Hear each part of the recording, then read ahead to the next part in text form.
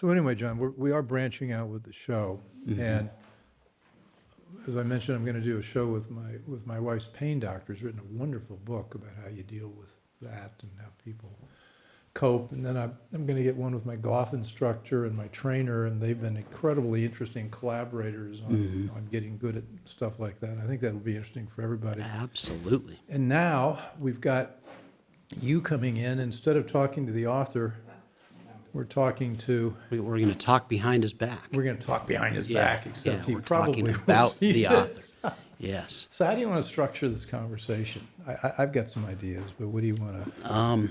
I think we just see where the conversation takes us. That seems best. I've got lots of questions that I'd like to ask you, but I think they can come as part of our discussion of the book. The Walton Show, June 2nd. Welcome to the Bill Walton Show, featuring conversations with leaders, entrepreneurs, artists, and thinkers. Fresh perspectives on money, culture, politics, and human flourishing. Interesting people, interesting things. Welcome to the Bill Walton Show. I'm Bill Walton. Well, today I'm back with my friend John Tamny with Freedom Works and Real Clear Markets. You've seen him on the show many times. He's an extraordinary economist and writer, interesting thinker, great contrarian. But this time, unusually, we're not going to be talking about one of John's books. We're going to talk about a book that we both like a lot. John reviewed it, I guess, 2-3 years ago. And it's a book by Steve Schwarzman, who is the founder and now chairman of Blackstone Group, which is an incredibly successful financial services, financial investment firm. And he took it from pounding the streets of Tokyo to raise money to being one of the largest, most successful firms in the world. He's written a book, What It Takes, Lessons in the Pursuit of Excellence. And John has asked me to say about what I think about what's in some of it, and so this is going to be a bit of a twist in that John's going to get the first question today. Well, let's start with the fact that when they were out raising money, that's how I begin my review of the book. Pete Peterson at one point says, "Never do this to me again," as in it was a desperate process of being turned down over and over again. And I'm just curious, so the numbers you get from the book is 17 no's for every yes in raising the first fund, $880 million. What did you think at the time, or what did you think in reading about this? This was, to raise a fund today, it's a known quantity. Back then, this was remarkably courageous, and they were getting into a field that they hadn't been in, private equity. Well, back up a bit. Steve and Pete Peterson was the very successful CEO of Lehman Brothers. He came out of Lehman Brothers, I think, came to Lehman after the stint as Secretary of Commerce, and before that he'd been president of Bell and Howell, and a very good executive. And Steve was a brilliant star in the M&A department at Lehman Brothers, and I think that Steve was actually featured when he was 30 years old in New York Times Magazine for putting together a deal where Tropicana was acquired by Beatrice. And I don't think he was barely a partner at that point, but he had the chutzpah to go down to take this deal on by himself, and nobody else was around, and it was a major, major success. And they'd specialized in working with big companies, financial advisory, and had gone from success to success to success. And Steve had gone to Yale, been a member of Skull and Bones, and had really never had been in a position where you're going around passing the hat asking for, in his case, a very modest $1 billion. Now, I was at Lehman Brothers before when it was Lehman Brothers Kun Lo, which was back in the day when it was a private partnership, and I was a rung below partner. I was senior vice president, only been in the firm for 2-3 years, and so I didn't really know the inner workings, but they were a very big deal. And so when Lehman Brothers was sold to Shearson, Steve had wanted to go out and do something on his own, but their background was in the M&A business, advisory business. They had no background investing in startup companies, or not startups, but in private equity deals. And the discussion they had between the two of them was Pete was being I think he was 20 years older than Steve. I think Steve was in 37 or 38, and Pete was probably 57, 58. And Steve said, I want to go raise this fund. And Pete says, well, let's raise a $50 million fund. We don't really know what we're doing. And Steve said, no, we're going to raise $1 billion fund. he talked Pete in it, but everybody they went to see hadn't really, in the first place, I think there were only about $2 or $3 billion funds in existence at that point. So the idea of people coming out of this with no operating experience, no private equity buyout experience per se, was audacious. And if you look at Steve's career, audacious would be one of the words you'd use to describe it. So is it unusual to get 17 no's for one yes? I'd say that's pretty typical when you're doing a first-time fund, although I think that was the ratio. I think probably he got like 50 no's before he got one yes, and then the averages got better. I guess eventually they got to Japan and were able to raise $100 million from one of the insurance companies in Japan, but it was a humbling experience for him, and being caught in the rain without a coat or a cab was not something Pete Peterson was used to. Just amazing what they went through. And I thought it was crucial what he said, that people see the success. And so this book comes out in 2019 when he's one of the richest men in the world. He talks about how, I have in quotes here, grueling. He talks about being alone at dinner, thinking, we're going to run out of money. We just don't have much in the bank. This is not going to last. What a scary thing he did. Did you see it at the time? Did you see it from Lehman Brothers Kuhn Loeb? Was there something about him that you noticed? Could you have predicted it? Yes. Why? In a word. Well, I mean, Steve's a highly competitive man. I mean, if you look at his background, he grew up his family, I guess, owned a retail business in Philadelphia, and his father was a successful owner of that business. But even when Steve was 12 or 13 years old, he was telling Dad he had to expand to this new location or that new location. His father didn't want to do it. But he was president of his class in his junior year in high school. He, surprisingly, you don't think this for a financier on Wall Street, he was an amazing track star. And he ran the first leg of the 400-meter or 400-yard dash in high school, and evidently had one of the fastest times in Pennsylvania. And also my favorite fact about Steve is when he got into Yale, and he wanted to go to Harvard. And so Harvard, though, had put him on the waiting list. And Steve wouldn't accept that as an answer, so he called up the dean of admissions at Harvard. What was this, 1964? He didn't do that.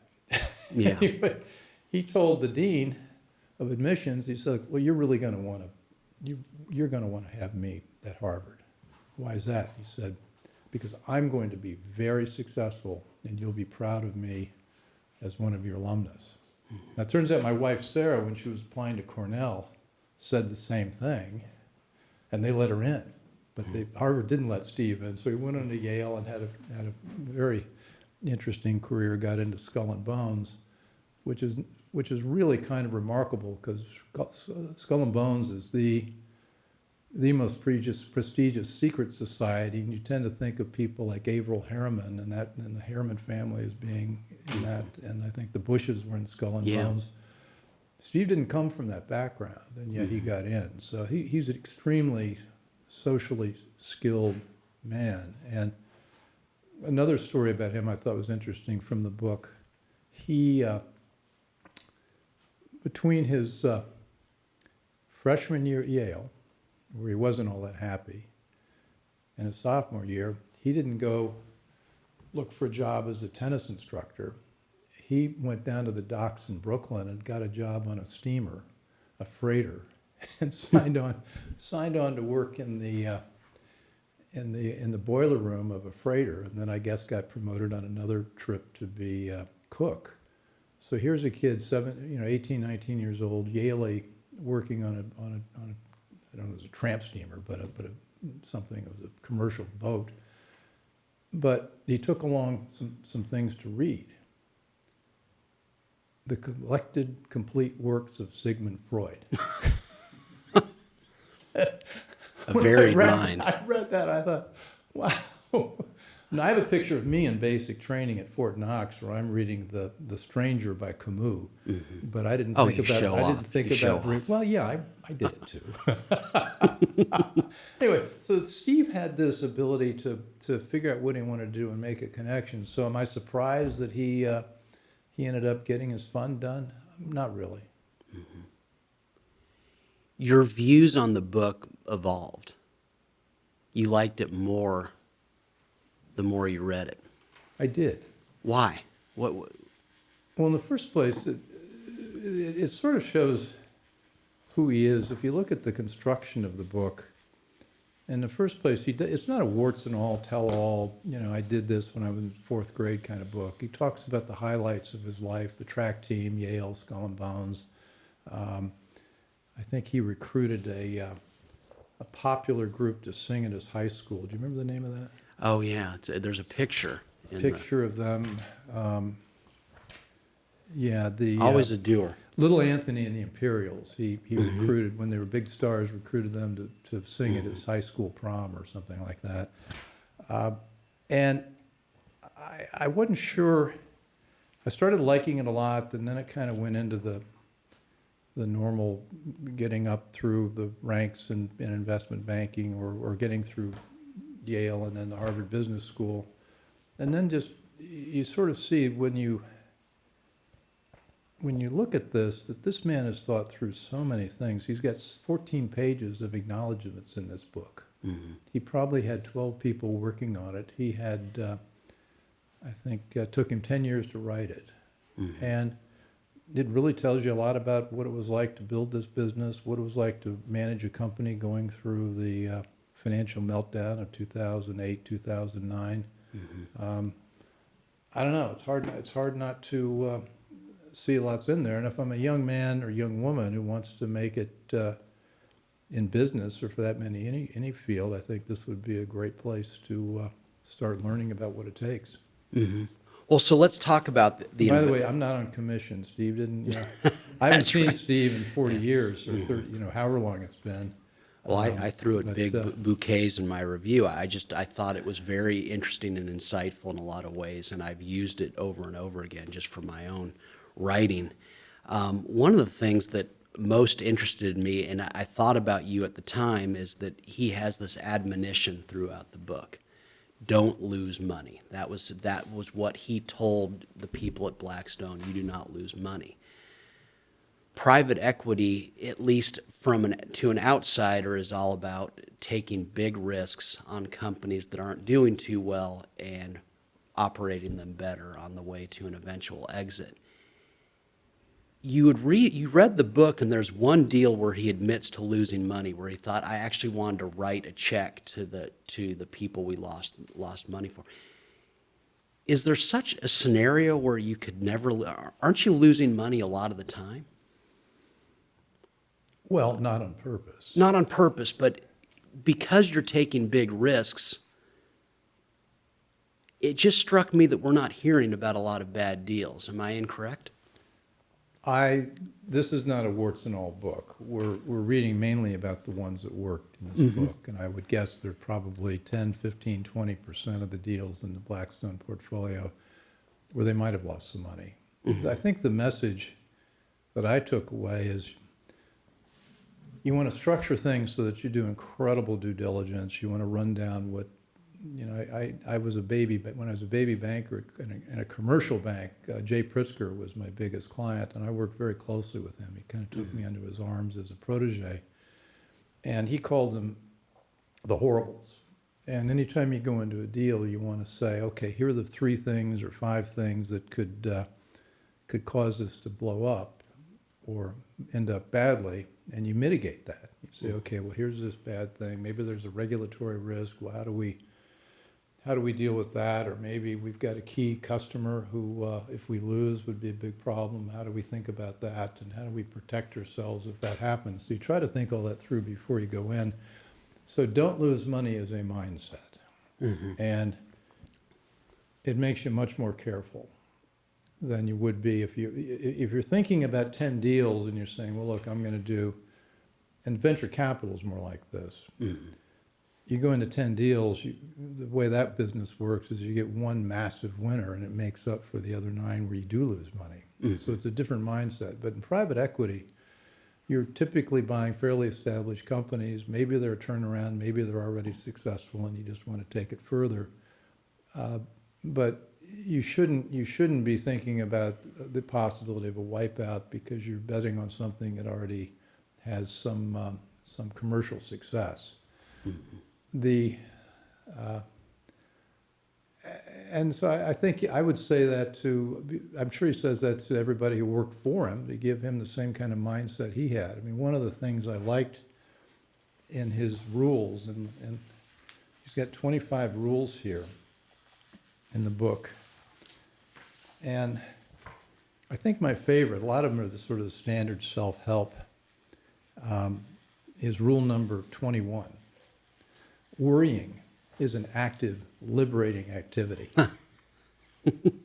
And I saw that and I thought, absolutely. It says if channeled appropriately, it allows you to articulate the downside in any situation and drives you to take action to avoid it. And so I think I interpreted don't lose money to say worry about all the bad stuff that happened and don't find it acceptable that you could lose things. One moment. We're watching the Bill Walton Show and I'm talking with John Tamny and we're talking about Steve Schwarzman and Steve Schwarzman's life, his book and his investment philosophy, and we're working to figure out what we like best about it and maybe some of the things that we don't like about it. John. Well, so continuing on that, I thought it was interesting, and so you were, as you described, you were a baby banker, you were a senior VP while he was partner, head of M&A at Lehman. He talks about at Blackstone about a very collegial atmosphere, as in from analysts on up, we want everyone's opinion on the way to making a deal. We want everyone's opinion about what could go wrong. How true did that read to you? Was that do you think he grew into that? Was that the way it was at Lehman? Was it a truly collegial atmosphere? Or is there a bit of showmanship there? Well, again, collegial after you get to a point where you trust everybody in the room and their judgment and their ability to deliver time after time after time. It's, I used to say about private equity, many are called, but few are chosen, because the amount of things you need to know to be successful in private equity is a lot. And I remember being in New York in the 80s, and people would say, oh, I want to go into private equity. Everybody's making billions in leveraged buyouts. Well, but you had to know a lot to do that. You need to understand how businesses operated, how to pick people, how to structure things, how to get it financed. And most people don't have that talent. And Lehman Brothers, Kuhn Loeb, Lehman Brothers, when it was still a private partnership, was hardly what you'd call collegial. I mean, it was a very sharp elbow environment. But the joke about Lehman is nobody will ever stab you in the back. They'll stab you in the chest. But I loved being, I'd been a banker at Continental Bank in Chicago, and I had a really terrific career. I was sort of a star banker in the commercial lending division. That's where I got to know Jay Pritzker very well. And then they made me head of strategic planning when I was 30 years old, which at the time was, that was a pretty big deal. Now, I'm not responsible for the plan that got got Continental Bank into bankruptcy, but I'd left before then. But then I didn't want to stay in a big bank, and I wanted to get out and do something more entrepreneurial. I wanted to be on Wall Street, and I'd gone to Indiana, and Wall Street was not recruiting people from Indiana. And I tried, there was a guy that ran the Goldman Sachs office in Chicago, And I tried, I go see him every 2 or 3 weeks saying, you got to hire me at Goldman Sachs, Goldman Sachs, Goldman Sachs.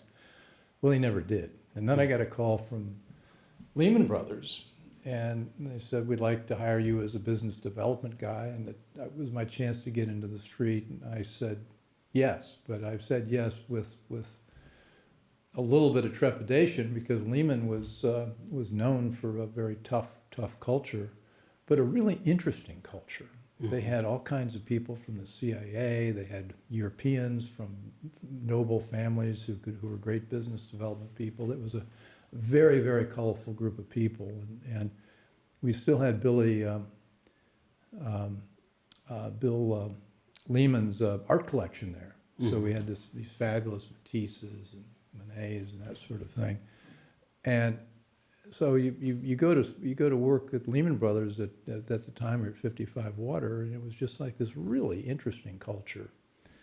But you didn't do very well there unless you could deliver.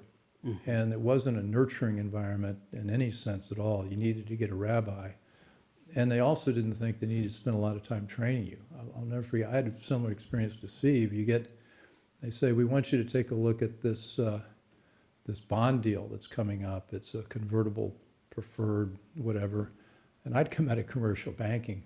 I had no idea what they're talking about. And so they threw me this prospectus on the table, and I'm supposed to figure it out. And so I remember spending 3 or 4 really, really tough days and nights trying to figure out how this thing worked. And that was the culture. You had to figure it out, and then make things happen, and then prove you could do it. And then Steve also talks about a culture at Lehman. I guess one of his early experiences where, back in the day we had pitch books. I'm sure they still do. And you'd go visit the CEO of some major corporation. Every single word in that book had to be right. Every single number. You dot your I, you cross your T, and you get it exactly right. Well, Steve, I guess, showed up at one of those pitch book meetings where he'd made a mistake, and the partner in charge just absolutely, he had a very bad day. So he learned the standard of being perfect. And when he talks about hiring people, he talks about hiring tens, and he's talking about getting people who can get it exactly right. And I think the other word he uses in the book is you can make mistakes. Well, actually, he doesn't put it that way. It says, the word for you to be thinking about is 100%. I want you to get 100% right. And so what do they have at Blackstone now? 20,000 applicants for every job? I'm so glad you brought that up, because it's kind of a digression, but it's a question I've been wanting to ask you. The number that I got in there was 14,000 applicants. This was for, I think, 2018, around when the book was published, and they hired some microscopic number relative to that. And so he says it is harder to get a job at Blackstone than it is to get into Yale or Harvard. I mean, it's an extremely, they hire tens, that's it. And it leads to a question. I want to get back to the process of investment. But I found myself reading that, wondering about this woke capitalism thing. So Steve Schwarzman has to get the best people. That's his deal. That's the Blackstone deal. Do you ever think that sometimes the Goldmans, the Blackstones of the world, the Black Rocks, do some of this woke stuff, not because they care a lot about it, but because for the people they want to get in modern times, for whatever reason, they care about it. And this is a way of recruiting the tens that you couldn't necessarily recruit without it. Am I nuts, or? So you're saying kids you'd recruit when they're 23, 24 years old are big devotees of woke capitalism, and they believe in diversity, equity, and inclusion over All making that money? nonsense. They believe in making money. Oh, of course they do, but they want to think Well, that those two don't hang together very well. But invariably they do. These kids from the Harvards and Stanfords that he hires from, whatever their politics, they're good at making money. And he hires these tens. Is there something to, maybe they touch on some of this stuff to placate them? Okay, this is the Bill Walton Show. I'm here talking with John Tamny, and I'm stalling for time to figure out how to answer his question. We're trying to figure out whether you can be woke and while at the same time being successful in the private equity business and on Wall Street. I told you it's a digression. And we are digressing, and I'll come up with an answer. Steve, John, the thing that's fascinating is how the culture has changed. American culture has changed, and I think not for the better. I found working on Wall Street and then later on with Allied Capital in the 90s and the early 2000s up through 2010 just so energizing and stimulating because you're really pursuing excellence. You're trying to get the best deals done. You're trying to not lose money. Mm-hmm. You got to work with amazingly smart people. I mean, my shop was in D.C. and in D.C. we could pay a fairly good salary, but basically New York salaries in D.C. So we got the best and the brightest. And I guess one of the things I miss about that the most is the investment committee we had, where we had 12 or 15 people in it that were just so smart and so many different points of view, and you just learn so much. I mean, one of the things that Steve talks about is adding businesses to Blackstone where you learn about the world. And if you learn about this business, a hedge fund business, or maybe it's a real estate business where you get into this, that, and the other, the knowledge you get from deal after deal after deal about how the way the world really works is extraordinarily exciting.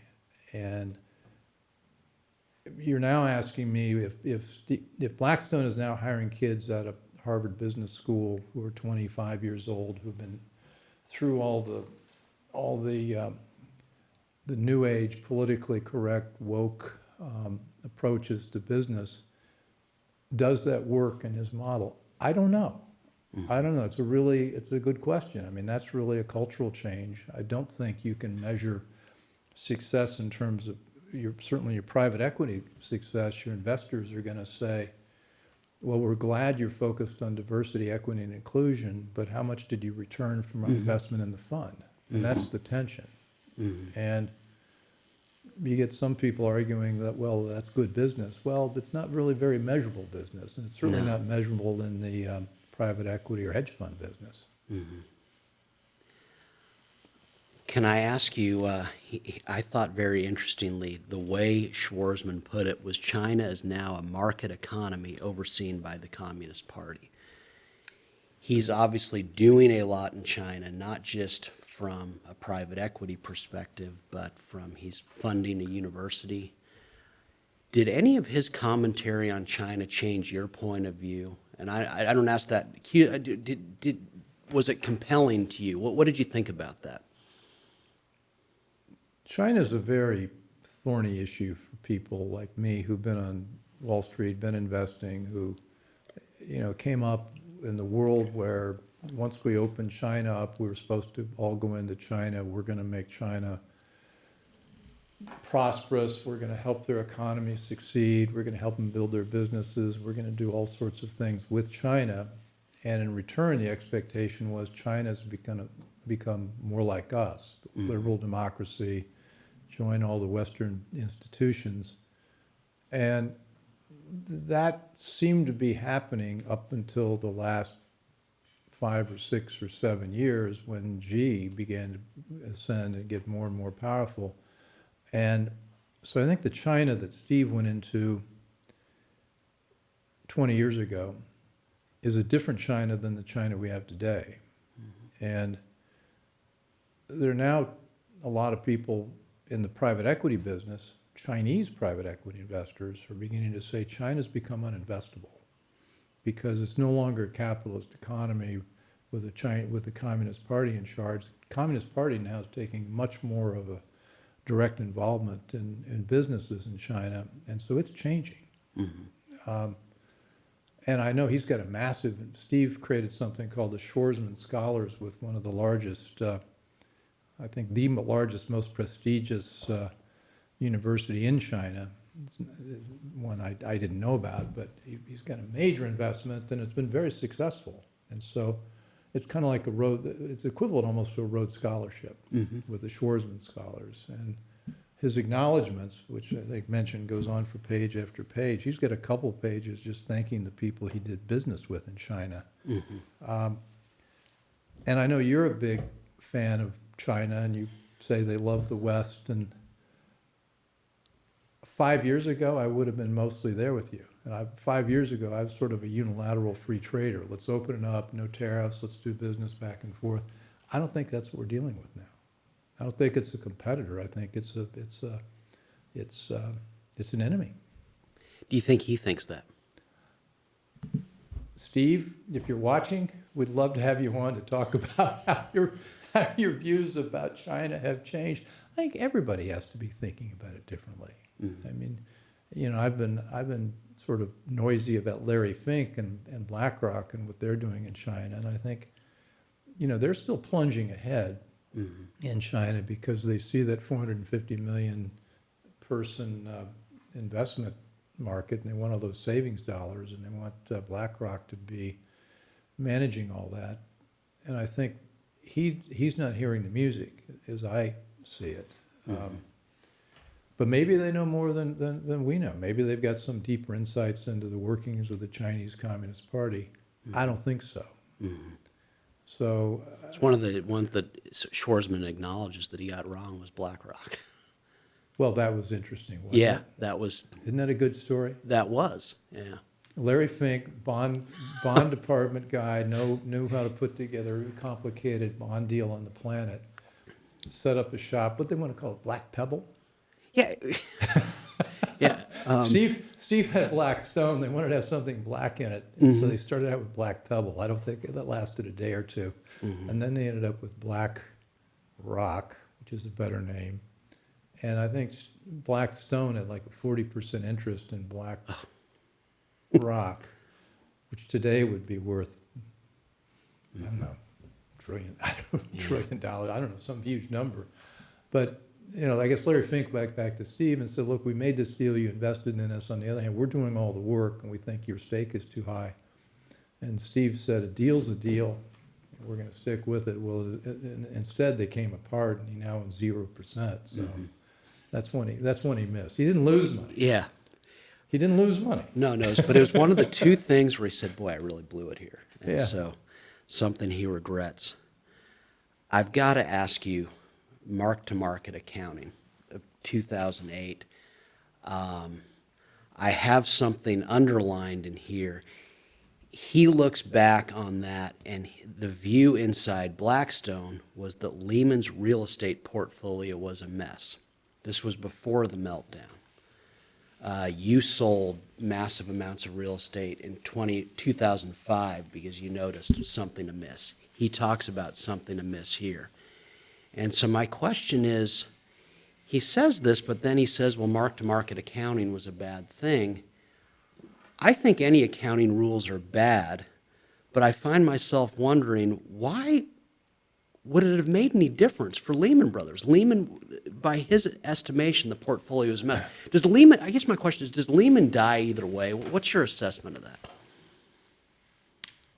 I think had we not had FAS 157, which was the mark-to-market, we wouldn't have had the meltdown we had in 2008, 2009. I think that accounting rule was so destructive because all these companies, and mine was in that group, we didn't have FAS 157, we had some SEC rules. But most of them were in the business of long-term investing, medium-term investing, holding assets for a period of time. There's an investment cycle. And if you're you and me sitting there investing our dollars, and we're saying, okay, we've got a portfolio of 100 million here, but this is in real estate, and we're expecting to hold this for 5 to 10 years, and there'll be cycles and things like that. And so we end up with a down cycle. We don't all of a sudden say, well, this thing's worthless. We say, well, let's write it out through the next piece of it. What mark-to-market did essentially was it says, well, let's mark this thing to the most pessimistic view about the market right now in this moment in time. And it mismarked a lot of the portfolios of all the big banks. And your favorite, it was exacerbated by short selling and the use of derivatives, where people were trying to drive these companies out. If you start short selling, you drive the value of the assets down, use derivatives to amplify that. Lehman Brothers, let's pick a big number. Maybe their assets were $3 billion, and maybe with the problems in the real estate market, maybe they were worth 2.8 billion or something like that. I don't know what the actual numbers were, maybe 2.5. But with mark to market, remember everything was marked based on public. I think S&P fell 50%. So instead of marking it down just some, they went all the way down to what you could trade things are in that moment. And Mike Milken has one of those axioms, which I think is absolutely true: liquidity, ability to access to credit. You're big on that one. It's never there when you want it, never. And so liquidity had driven up. It was at zero. Nobody could get access to credit. The big insurance companies, big banks. And so, yeah, what were things trading? Well, they're trading close to zero. But is that where you want to put your books? And that's where you want to create panic? I mean, there could have been somebody that stepped in and said, well, look, guys, this is a massively successful country. We've got these long-term successful firms. We're going to pull back on marking everything to zero and wait to see till the dust settles to find out how many underwriting losses we're actually Couldn't going an to have. investor have done that anyway? Who? What was keeping an investor from saying, accounting is theory? Well, if you're running a public company, you've got to pay attention to the accounting rules. If you're Dick Fold or you're the guys running Citibank or Bank of America or any of these big things, I mean, no, they didn't have a lot of options. I'm not doubting their lack of options, but an investor could say, okay, well, mark to market says it's worth some very low number. We disagree. I can't get away from the fact that Schwarzman's view was that the portfolio was a mess. So if you take away I wouldn't hang yourself too much. I wouldn't hang on that sentence too Really? much. I mean, that was one sentence. But when people characterize things as a mess, it doesn't mean 100% of it was a mess. It meant that 10% of it may be a mess. There's something at the margin. But What the if whole there's thing, no I think accounting? you said later on was there was only some damage there, not all damage. Well, because that was the other thing that I thought was interesting that he pointed out was that if you look at the housing investment, people to this day say, well, there's a bunch of sloppy loans made. Well, as he points out, over 90% of them performed. These were generally good loans that over time they worked out. This wasn't banks just throwing money at bad idea after bad idea, that they performed. Well, we had a lot of bad underwriting. I mean, one of the great ironies of history is we've got Dodd-Frank, which was supposed to put in place to cure the ills of the meltdown, where Barney Frank and Chris Dodd were two of the principal proponents to have the banks drop their underwriting standards to put more money out to promote housing. And it got to the point where you could buy a house and they would lend you more than the purchase price to give you some extra money to fix it up. I mean, you remember those days. It was Yeah. crazy. That's a reasonable banker doesn't do that unless they're being encouraged to do it. And then you got a lot of really bad actors that I can't remember all the names. Countrywide Finance, and there were a lot of the guy shows up at an investor conference, with a deep tan and chest hair and jewelry, and you're thinking, why do we? It was pretty obvious that some of these guys were crooks. Now, you talked, when we were emailing before this, you talked about the investment process really interested you in this, but we never got beyond that. What stood out? What did you find yourself learning things? Did you find yourself fascinated? Well, there's a lot of recognition. One of the things that he points out that I struggled with was that I'm looking at his book, chairman, CEO, and co-founder of Blackstone. He was also the chief investment officer. And when you're deploying capital, and a lot of capital, the chief executive officer's role has many pieces. The chief investment officer has a different role. And as chief investment officer, you're supposed to be more or less gimlet-eyed about what the opportunity is, weighing risks, so on and so forth, and being really pretty rough about saying, no, this is a dumb idea, we shouldn't do it. But when you're the chief executive officer, there's always the personnel part of it, where you get a guy that you really like, he comes to you with a deal, you say no, comes to you with another deal, you say no, third deal, no, fourth. Pretty soon you've got an employee who's pretty dispirited. So as a chief executive officer, you sort of want to say, well, let's give him a chance to do something with this. And so you go for something because you're trying to support the person who's bringing you the deal. When you're in your heart of hearts, you may think it's not that great.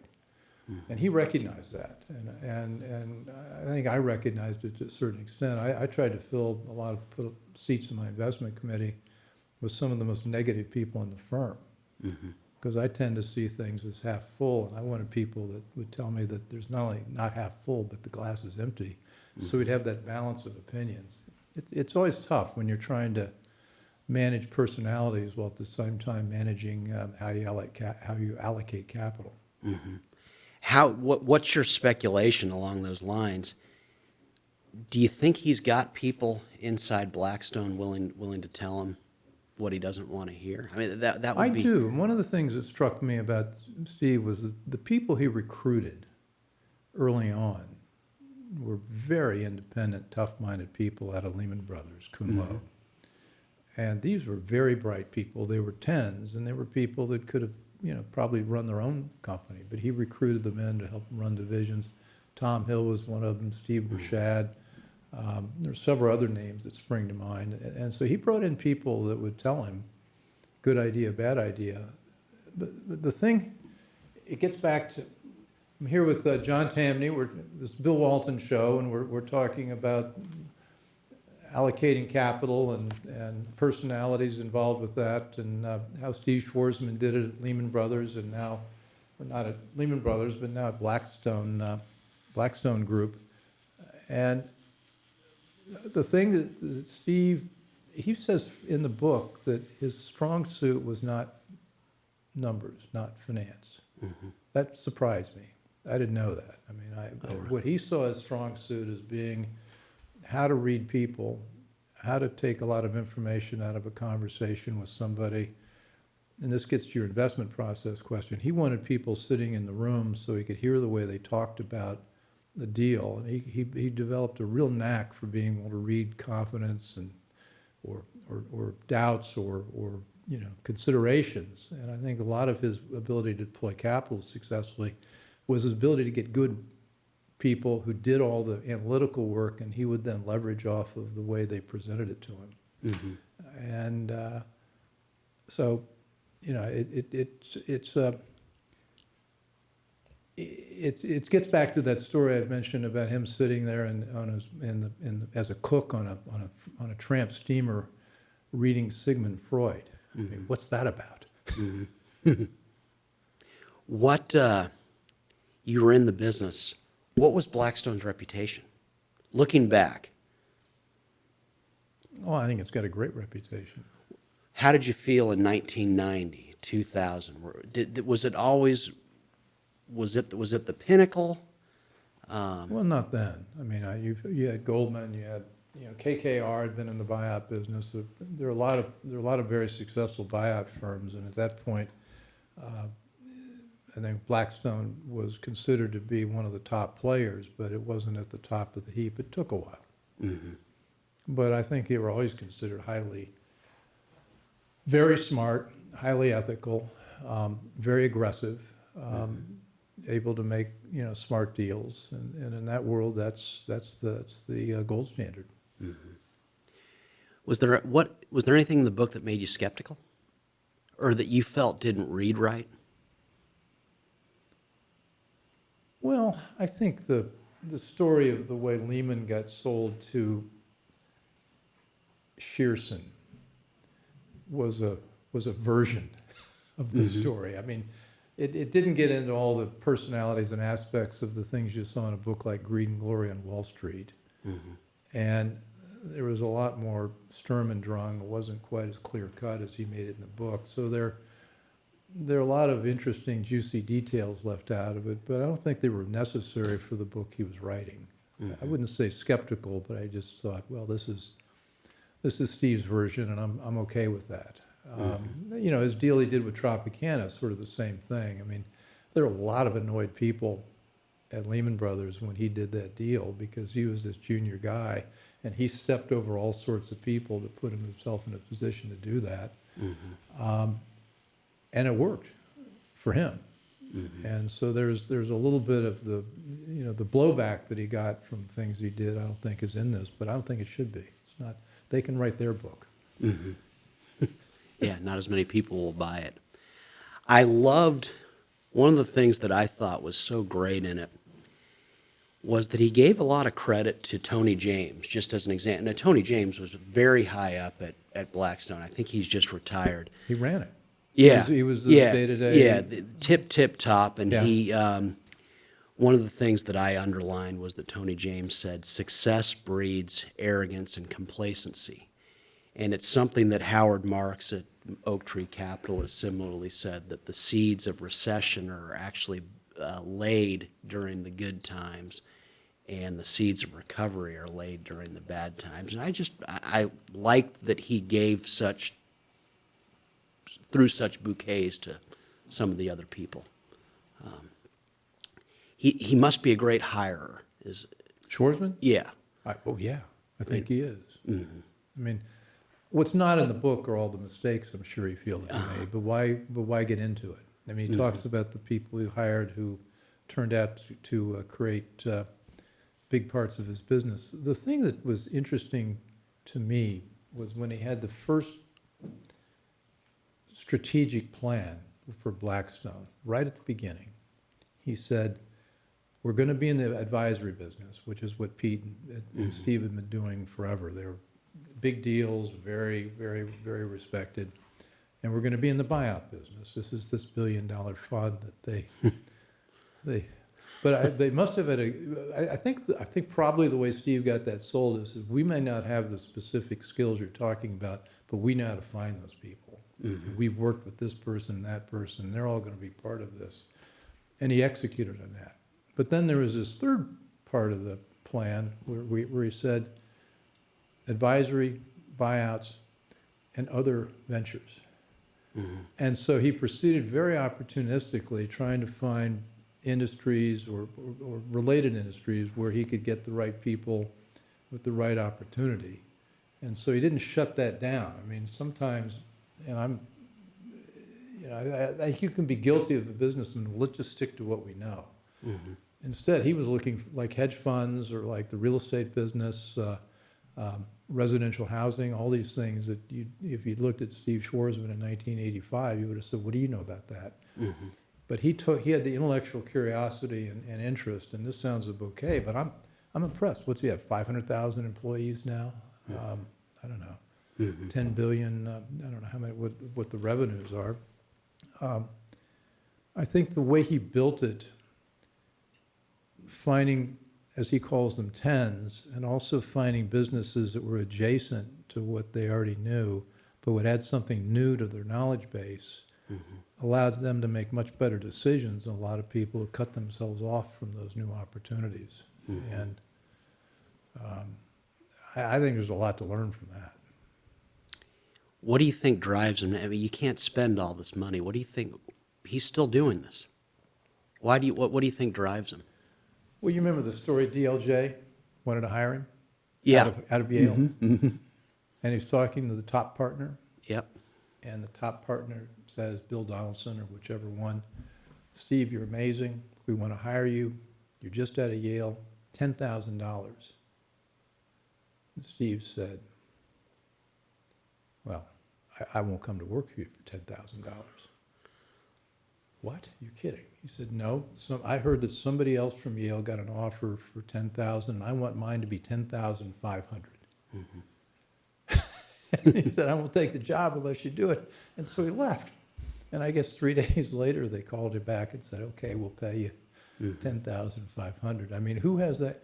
So he wants to be the very best, the very biggest numbers, and You can see that with MIT, with, I don't know what other places he's endowed, but he's dropped about $150 million in all these prestigious universities. I think it really matters to him. You know, in his 14 pages of acknowledgement, he's got the President of France and Kissinger and Yeah, he's Colin well-connected. Powell and all the 5 presidents. And, you know, it's a long list of people. So he's very interested in being a player at the highest levels. And, you know, I don't, I have less appetite for that personally, but I think if you want to know what drives him, it's to be the best among the best. Ken Oletta, he didn't write this in Greed and Glory in Wall Street, but he wrote about New York City, that he said it's the final test for the talented.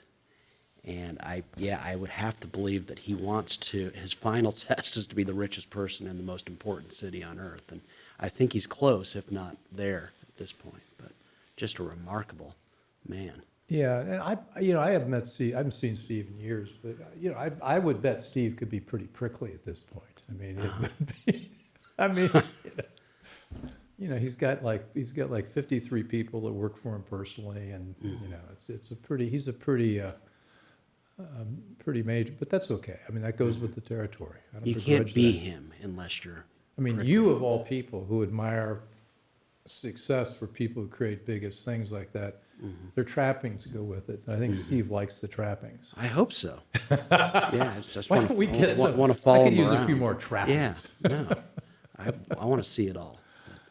Well, John, how we done on your questions? Are we? Oh, we could ask so many I know more. we can keep going. This would be. I hope I asked the right ones, because there's so many things that there's just, you've got to have so many opinions on this book, and so this was fun though. Well, I